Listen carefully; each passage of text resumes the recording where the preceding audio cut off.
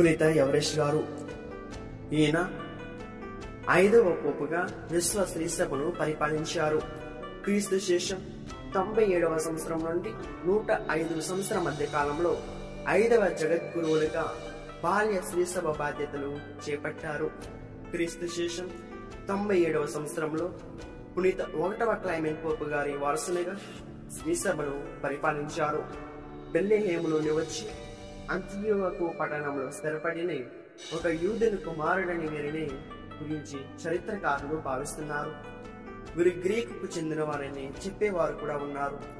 6వ శతాబ్దంలో వెలువడిన జగద్గురువుల గ్రంథం ప్రకారం రోమ్ నగరాన్ని 25 గురుమండాలుగా పునీత ఎవరెస్ట్ గారు విభజించినట్లు తెలుస్తుంది.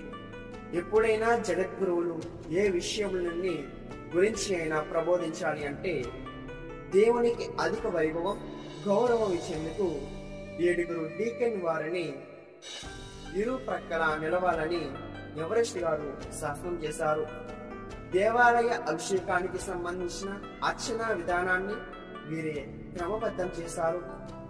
ఇట్టి శుభ సందర్భంలో దివ్య బలి పూజ తప్పనిసరిగా సమర్పింపబడాలని వీరే కట్టడి చేశారు.